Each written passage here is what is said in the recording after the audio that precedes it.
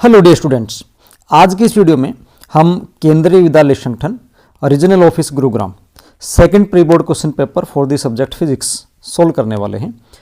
और ये जो क्वेश्चन पेपर है बाइलिंगुअल है, हिंदी एंड इंग्लिश, जैसे सीबीएसई बोर्ड में आपके पास आता है ये सेम एज इट इज़ है। बाकी क्वेश्चन पेपर का पैटर्न वैसा ही है जैसा होता है।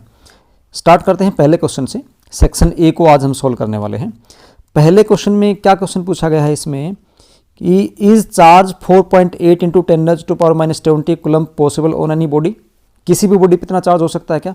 तो देखिए आप क्या देखते हो, जो क्वांटाइजेशन का होता है Q is equal to N into e होता है ना, और E की वैल्यू होती है 1.6 10⁻⁻19 कूलम। इसका मतलब अनइंटीग्रल होल नंबर होना चाहिए। तो यहाँ पे आपके पास 48 गिवन है, इसका मतलब हमारे पास N की वैल्यू कितनी आई, 3 आई है ना। और चार्ज 10⁻⁻19 कितना, -19 से छोटा चार्ज पॉसिबल नहीं है। और यहाँ पे बोलता है -20, मतलब 10⁻⁻20 का चार्ज पॉसिबल ही नहीं है। 10 जो छोटे से छोटा चार्ज पॉसिबल हो सकता है 10⁻⁻19 का हो सकता है, फिर उसके बाद -18 बड़ा चार्ज है, फिर -17 और बड़ा है, फिर -16 और ये हो सकता है। -19 के बाद -20 पॉसिबल नहीं है। इसका मतलब इसका जो आंसर है वो 9 में आ जाएगा। हम क्या बोलेंगे, ऐसा चार्ज पॉसिबल नहीं है। ओके, तो इसका आंसर आपके पास क्या हो जाएगा, 9। सेकंड क्वेश्चन है, question number 2। Draw a graph to show the variation of resistance of a metal wire as a function of its diameter keeping its length and the material constant. देखिए इसको कैसे draw करेंगे हम। आपको पता है जो रेजिस्टेंस होता है ना, रेजिस्टेंस होता है R, उसका फॉर्मूला होता है ρL/A है ना। और A को हम डायमीटर की फॉर्म में लिखेंगे तो लिख सकते हैं πd²/4। तो यहाँ से आप देखते हो कि R इज इक्वल टू आपके पास आया रो और 4L/πd²। सभी चीज़ें कांस्टेंट रखी हैं, तो हम यहाँ से देखते हैं कि R इनवर्सली प्रोपोर्शनल टू किसके है, d² का है, यानी R का d² के इनवर्सली प्रोपोर्शनल है। तो इसका अगर आप ग्राफ बनाओगे तो वो कुछ इस टाइप से ग्राफ आने वाला है। डायमीटर के साथ है तो इधर तो D हो जाएगा और इधर आपके पास R हो जाएगा, और इसका ग्राफ कुछ इस शेप में ऐसे कुछ करके आ जाएगा। ओके, ये पैराबोलिक शेप है, ऐसा ग्राफ इसका आ जाएगा। तो इसका आंसर क्या हो जाएगा, हमने ग्राफ बना दिया। ओके, क्वेश्चन नंबर 1 सोल्व हो, 2 नंबर सोल्व हुआ। क्वेश्चन नंबर 3 देखते हैं। क्वेश्चन नंबर 3 में क्या है, a cell of EMF E and internal resistance R is connected across an external resistance R। Plot a graph showing the variation of potential difference across R versus R। Okay, तो देखिए ये question आपका जो sample paper आया था CBSE का उसके अंदर भी था। तो इसमें हमें क्या दे रखा है, इस प्रकार से आपके पास एक ये सेल है और ये इस सेल का इंटरनल रेजिस्टेंस है R। ओके, और इसको कनेक्ट कर रखा है हमने एक रेजिस्टेंस R के साथ, ये कोई वेरिएबल रेजिस्टेंस है और ये इस प्रकार से सर्किट कंप्लीट है। अब ये जो वेरिएबल रेजिस्टेंस है आपका, इसके अक्रॉस जो भी पोटेंशियल डिफरेंस होगा उसका वेरिएशन इस रेजिस्टेंस के साथ हमें देखना है। तो ये V किसके बराबर हो जाएगा, ये V हो जाएगा I इंटू R के बराबर है ना। तो यहाँ से हम निकालेंगे तो V आपके पास क्या हो जाएगा, I into R। V is equal to I को आप क्या लिख सकते हो, इसका EMF जैसे E है, इसको आप लिख सकते हो E divide by total resistance R plus R into this resistance R। V is equal to आपके पास हो जाएगा ER, यहाँ से R को हम कॉमन ले लेंगे, आपके पास हो जाएगा 1 plus R divided by R को कैंसिल कर देगा, ये आपके पास आएगा E divided by 1 plus R divided by R। अब देखिए यहाँ से आप क्या देखते हो, यहाँ से हमें देखते हैं कि if R is equal to 0, अगर मैं इस R को 0 कर दूँ, अगर मैं R को 0 करूँगा तो समथिंग बाई 0 क्या होगा, infinity, 1 plus infinity infinity and something by infinity is equal to 0। तो V की वैल्यू आपके पास क्या हो जाती है, 0, यानी पोटेंशियल डिफरेंस कितना हो जाएगा, 0। उसके बाद अगर मैं इस R की वैल्यू है वो स्मॉल r के बराबर कर दूँ तो आप देखोगे कि V जो है आपके पास वो आ जाएगा E डिवाइडेड बाई 2। और फिर अगर मैं R की वैल्यू को इन्फिनिटी कर दूं तो आप देखोगे कि V की जो वैल्यू है वो आपके पास आ जाएगी किसके बराबर, E के बराबर। क्योंकि इस R को आप इन्फिनिटी करोगे, समथिंग बाई इन्फिनिटी क्या हो जाएगा, 0, तो 1, E upon 1 is equal to क्या हो जाएगा, V आ जाएगा। ओके, तो ये आपके पास डेटा आए हैं, इसका अब आप यहाँ से ग्राफ बना देंगे। इधर आपके पास R आया, ये आपके पास क्या आया, पोटेंशियल। स्टार्टिंग में हम क्या देखते हैं, 0 से स्टार्ट होता है, जब R 0 था तो V की वैल्यू भी 0, तो ये हुई। उसके बाद हम देखते हैं कि जब आर की वैल्यू आर के बराबर थी, सपोज करो यहाँ पे आर आया तो ये वैल्यू किसके बराबर आ गई, ये आ गई ई डिवाइडेड बाई 2 के बराबर। और उसके बाद जब आर इन्फिनिटी पर चले जाता है तो वी मैक्सिमम ई तक जा सकता है, तो सपोज करो ये क्या है ई, तो इसका ग्राफ कुछ इस टाइप की शेप में आएगा, कुछ ऐसे करके, और फिर ऐसे हो जाएगा ये। तो ये जो वैल्यू आई इसको मैं यहाँ लिख देता हूँ, ये आर ग्राफ में मेरा यहाँ पे आया, ओके। और ये मैक्सिमम क्या हो जाएगा, ई के बराबर, उसके बाद चाहे आर इन्फिनिटी तक चला जाए। तो इस प्रकार से इसकी शेप हो जाएगी। आपको तो वैसे इस क्वेश्चन में शेप ही याद करनी थी, किसी और क्वेश्चन में पूछ ले तो उसके लिए मैंने डिटेल में आपको बताया है, ओके। तो इसका ग्राफ कैसा बन गया, इसका ग्राफ बन गया कुछ इस शेप में, इधर क्या हो गया आर और इधर क्या हुआ वी, और ये मैक्सिमम वैल्यू क्या हुई ई, ठीक है। इसका जो सेकंड ऑप्शन है, how does one explain increase in resistivity of metal with increase in temperature, मतलब जब टेम्परेचर बढ़ाते हैं तो मेटल की रेजिस्टिविटी इंक्रीज होती है, वो कैसे इंक्रीज होती है, तो मैं आपको डिटेल में बता रहा हूँ। हो सकता है इसके साथ एक दो क्वेश्चन आप और अच्छे से पढ़ लें तो वो आपको मदद कर दें किसी दूसरे में। हमारा मकसद केवल इसे क्वेश्चन को सोल्व करना नहीं है, इसके साथ जो रिलेटेड टॉपिक है वो भी आप अच्छे से समझ जाएं, ये हम चाहते हैं, ठीक है। तो देखिए क्या है, हमें पता है कि जो रेसिस्टिविटी होती है रो, उसका फॉर्मूला होता है m divided by n e squared tau, okay. और जो टो रिलैक्सेशन टाइम होता है वो इनवर्सली प्रोपोर्शनल टू होता है टेम्परेचर के। तो इन दोनों को कंबाइन करोगे तो आप देखोगे कि आपकी रेसिस्टिविटी है वो डायरेक्टली प्रोपोर्शनल टू टेम्परेचर होती है। इसका मतलब ये हुआ ये, लेकिन ध्यान रखना ये किसके लिए है, ओनली फॉर मेटल्स के लिए है ना, मेटल्स के लिए है। ये आपके पास सेमीकंडक्टर और जो इलेक्ट्रोलाइट्स होते हैं ना, उनके लिए ये फॉर्मूला लागू नहीं होता। उनके लिए क्या होता है, रेसिस्टिविटी जो होती है वो इनवर्सली प्रोपोर्शनल टू टेम्परेचर होता है, वो हम फिर कभी डिस्कस करेंगे, फिलहाल हम इसी के ऊपर फोकस करते हैं। ये होता है। अब क्वेश्चन पूछ रखा है कि ऐसा होता क्यों है, आपको ये एक्सप्लेन करना है ना। तो देखो हमें ये पता है कि जैसे ही टेम्परेचर इंक्रीज करते हैं तो टेम्परेचर इंक्रीज करने के बाद इलेक्ट्रॉन्स की काइनेटिक एनर्जी क्या हो जाती है, इंक्रीज हो जाती है।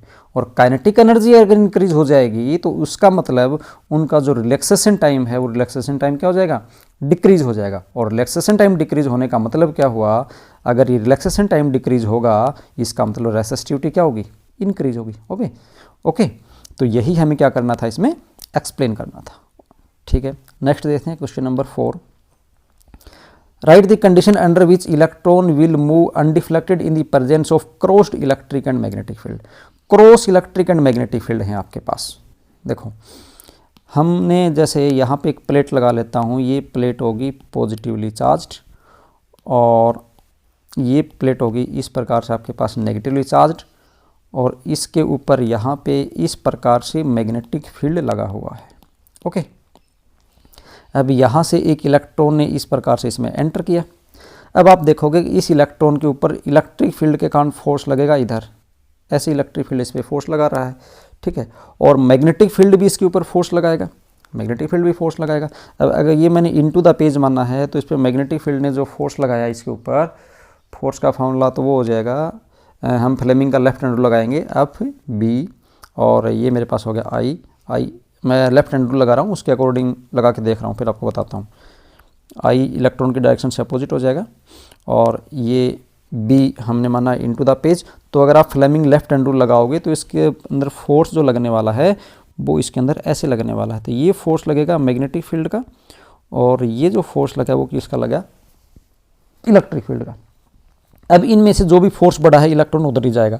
अब क्वेश्चन में क्या बोलता है, अनडिफ्लेक्टेड जाना चाहिए। अनडिफ्लेक्टेड जाना चाहिए इसका मतलब ये अपने स्ट्रेट लाइन पाथ पे जाना चाहिए। और स्ट्रेट लाइन पाथ कब होगा, जब इलेक्ट्रिक फील्ड का फोर्स किसके बराबर लगे, मैग्नेटिक फील्ड के फोर्स के बराबर लगे।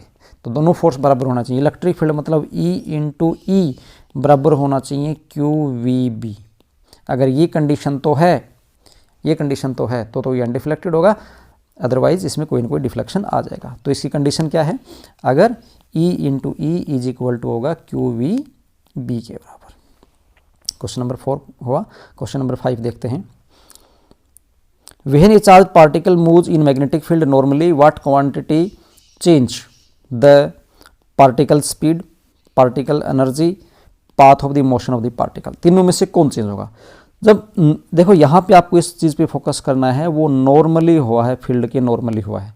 तो जब फील्ड के नॉर्मली होता है तो उसका जो ट्रेजेक्ट्री होता है चार्ज पार्टिकल का वो सर्कुलर होता है। तो पहली बात तो ये हुई कि उसका जो पार्टिकल का पाथ है ना वो चेंज हो जाता है, और सर्कुलर पाथ होता है उसमें उसकी स्पीड में कोई चेंज नहीं आता, स्पीड में चेंज नहीं आता, इसका मतलब उसकी जो काइनेटिक एनर्जी है वो भी क्या रहती है, कांस्टेंट बनी। तो ये दोनों चीज़ें कांस्टेंट रहेंगी, स्पीड और काइनेटिक एनर्जी कांस्टेंट रहेंगी, और उसका सिर्फ और सिर्फ पाथ चेंज होगा। क्वेश्चन नंबर 5 भी कंप्लीट हुआ। क्वेश्चन नंबर 6 देखते हैं। A step up transformer is used in 120 volt line, provide a potential difference of 2400 volt. If the primary coil has 75 turns, how many turns must the secondary have? देखिए primary और secondary के दे रखे हैं, तो अगर हम इसमें फॉर्मूला लिखें तो टर्न्स का और ईएमएफ का, तो इस प्रकार से लिखा जाता है ES divided by EP is equal to NS divided by NP। क्या पूछ रखा है आपके पास, how many turns must have secondary, secondary के टर्न पूछ रखे हैं आपसे। क्या पूछ रखे हैं, NS कितने होने चाहिए, तो NS आपके पास हो जाएंगे ES डिवाइड बाई EP और इनटू NP। वैल्यूज पुट कर दो यहाँ पे, वैल्यू आपको क्या वैल्यूज गिवन हैं, इसको हम पेज ले आते हैं, ब्लैंक पेज। वैल्यूज आपके पास गिवन है यहाँ पे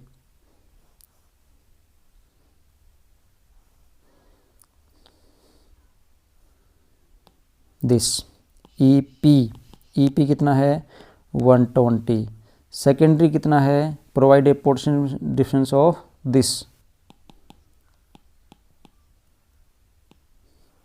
if the primary has 75 turn, NP में कितने हैं 75, सेकेंडरी के टर्न आपको निकालने हैं, ठीक है। फॉर्मूला आपके पास लिख ही दिया था, NS का फॉर्मूला आपके पास हो जाएगा ES divide by EP into NP। ES कितना है, ES है 2400, EP कितना है 120, और NP कितना है, NP है 75।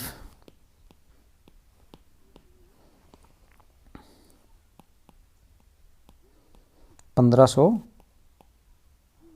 टन्स, तो सेकेंडरी में कितने होने चाहिए 1500 टन सेकेंडरी के अंदर होने चाहिए।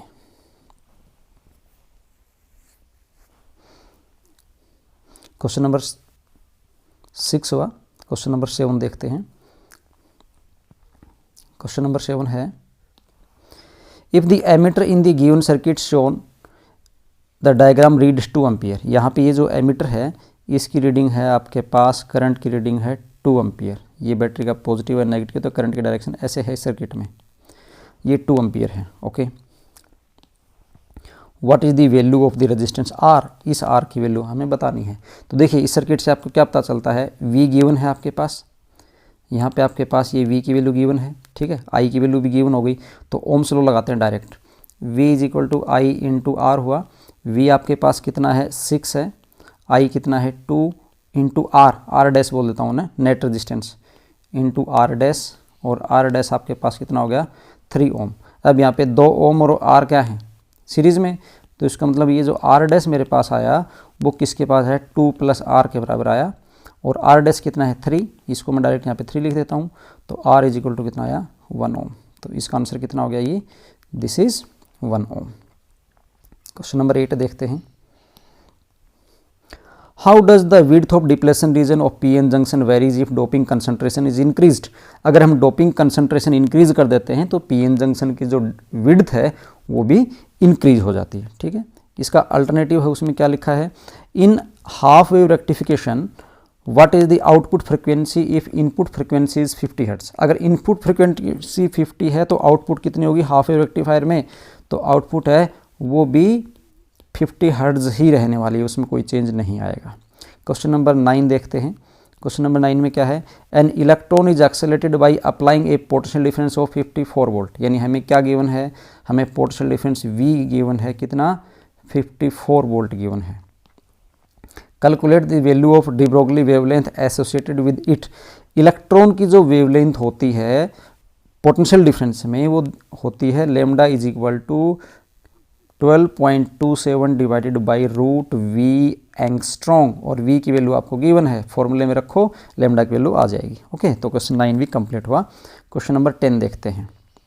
क्वेश्चन नंबर 10 में क्या कहा गया है, why an AC measuring instrument have a non linear scale.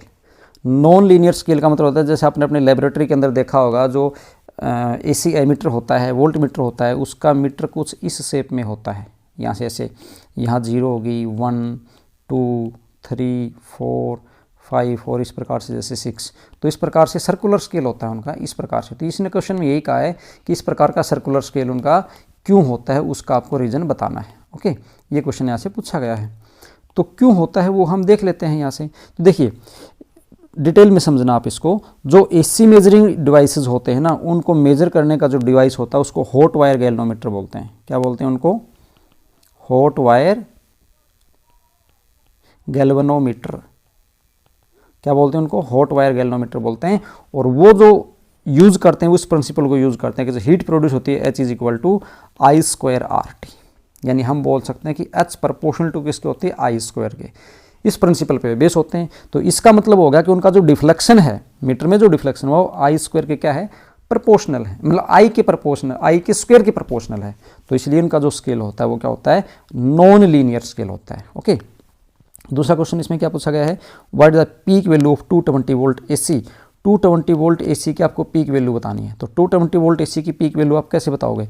देखिए आपको पता है जो RMS वैल्यू होती है ना, वो किसके बराबर होती है? V = होती है V0/√2। V = V0/√2। और V0 क्या होती है? V × √2। V है पीक वैल्यू, तो पीक वैल्यू हो जाएगी V कितना है? 220 और रूट वैल्यू 1.414 वोल्ट। कैलकुलेशन आप कर लेना इसकी। ओके, कैलकुलेशन करोगे 3.314 समथिंग ऐसे कुछ आएगा, ये कैलकुलेशन करके लिख लेना आप। ओके, ठीक है। अगला क्वेश्चन देखते हैं, असर्शन एंड रीजन का है। और इसमें क्या लिखा है कि both A and R are true and R is the correct explanation of A। तो आपका जो आंसर है वो A ऑप्शन रहने वाला है। If both A and R are true but R is not the correct explanation of A, दोनों ठीक है और R correct explanation नहीं है, तो B आंसर लिखना है। A is true, R is false, A ठीक है, R गलत है, तो आपको जो आंसर लिखना है वो C आंसर लिखना है। और फिर क्या है? A is false, R is also false, दोनों false हों तो आपको D आंसर लिखना है। देखिए क्वेश्चन नंबर 11 में क्या बोलता है? क्वेश्चन नंबर 11 में है electric line of force never intersect each other. ठीक है, हमें पता है दो इलेक्ट्रिक लाइन ऑफ फोर्स कभी भी इंटरसेक्ट दूसरे को नहीं करती, मतलब असर्शन बिल्कुल ठीक है। रीजन में क्या लिखा है?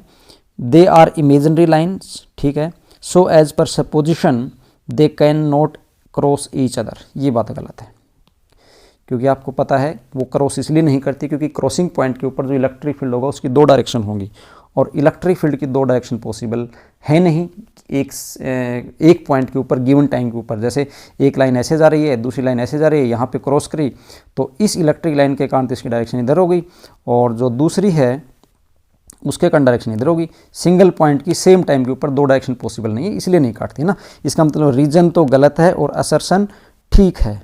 रीजन गलत है, रीजन गलत है, असर्शन ठीक है। तो कौन सा आएगा? Both A and R are true गलत है, A is true, R is false, C। तो इसका आंसर क्या आएगा? इसका ऑप्शन है C। क्वेश्चन नंबर 12 देखते हैं। 12 क्वेश्चन में क्या बोला गया है? Visible light is transverse in nature. बिल्कुल ट्रांसफर, आपको पता है ट्रांसवर्स वेव क्या होती हैं? जिनमें इलेक्ट्रिक मतलब जिनमें जो वाइब्रेशन होता है वो डायरेक्शन ऑफ प्रोपोगेशन के परपेंडिकुलर हो। जिस प्रकार से मान लीजिए ये डायरेक्शन है तो वे वैसे करके चल रही है इस प्रकार से, तो ये तो इसके वाइब्रेशंस हो गए और ये इसका प्रोपोगेशन हो गया। ये प्रोपोगेशन की डायरेक्शन थी और इस साइड में ऊपर ये इस डायरेक्शन में इसके क्या थे? वाइब्रेशन थे, है ना। तो ये इलेक्ट्रोमैग्नेटिक वेव भी इसी प्रकार से चलती है। इसका मतलब जो लाइट है ट्रांसवर्स इन नेचर होती है, बिल्कुल सही है। दूसरे पॉइंट में क्या लिखा है इसने कि all electromagnetic waves are transverse nature. बिल्कुल ठीक है, क्योंकि लाइट भी इलेक्ट्रोमैग्नेटिक वेव है और सभी इलेक्ट्रोमैग्नेटिक वेव्स होती हैं वो ट्रांसवर्स इन नेचर होती हैं। तो इसमें दोनों ठीक हैं, और इलेक्ट्रोमैग्नेटिक वेव क्योंकि लाइट है तो इसका एक्सप्लेनेशन भी बिल्कुल ठीक है। तो इसका आंसर हम ए लिख देंगे, ए।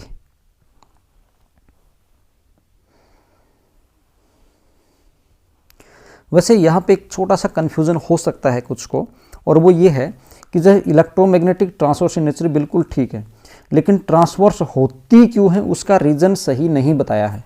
इलेक्ट्रोमैग्नेटिक वेव ट्रांसवर्स क्यों होती है ना, उसका रीज़न नहीं बताया, सिर्फ इसने रीज़न बताया कि इलेक्ट्रोमैग्नेटिक वेव ट्रांसवर्स नहीं होती, तो ये बिल्कुल ठीक है। तो यहाँ पे कुछ यहाँ भी कंफ्यूज हो सकते हैं कि both A and R are true and R is not the correct explanation, क्योंकि यहाँ पे भी इसने एक फैक्ट बताया है, एक्सप्लेनेशन नहीं दी, ट्रांसवर्स नेचर का एक्सप्लेनेशन नहीं दी। तो यहाँ पे इसका आंसर जो है बी में भी कन्फ्यूज़न कुछ को हो सकता है। ओके, क्वेश्चन नंबर 13 देखते हैं। क्वेश्चन नंबर 13 क्या बोलता है,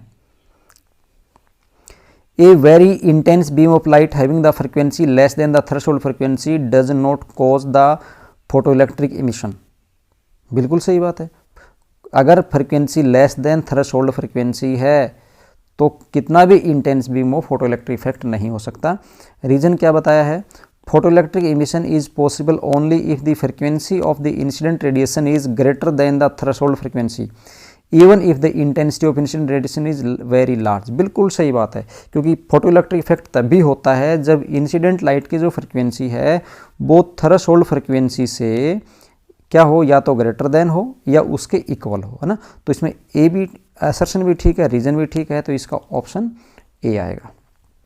14 देखते हैं, question number 14, N type semiconductor is generally negatively charge. बिल्कुल गलत है, एन टाइप नेगेटिवली चार्ज नहीं होते, चाहे एन टाइप हो चाहे पी टाइप हो, हमेशा न्यूट्रल होता है। एन हो या पी हमेशा क्या होते हैं, न्यूट्रल होते हैं।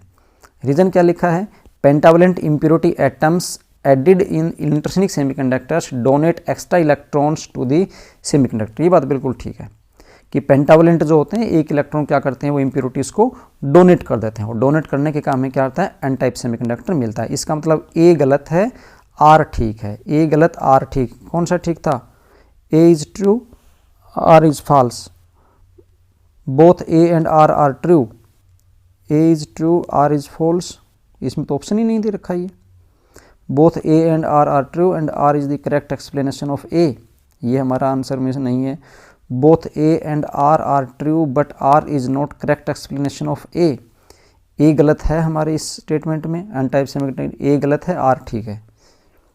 ए is true R is false गलत है, A is false R is true, हाँ डी वाला है, A is false R is true, A false R true, तो इसका ऑप्शन क्या होगा, डी होगा। ओके, अगर आपको इस पेपर का पूरा सॉल्यूशन चाहिए और तो आप मुझे कमेंट बॉक्स में बता सकते हैं। अगर आप बच्चों की डिमांड हुई तो जो सेक्शन बी है, और इसका सेक्शन बी में कुछ न्यूमेरिकल प्रॉब्लम्स भी दे रखी हैं, जैसे ये सेक्शन बी है, और फिर सेक्शन सी में भी कुछ न्यूमेरिकल्स दे रखे हैं ऐसे, तो वो जो सेक्शन सी है और फिर सेक्शन डी, तो आप मुझे कमेंट बॉक्स में बता दें। अगर आप डिमांड करेंगे तो मैं इस पूरे पेपर का वीडियो बना के सॉल्यूशन का अपलोड कर दूँगा।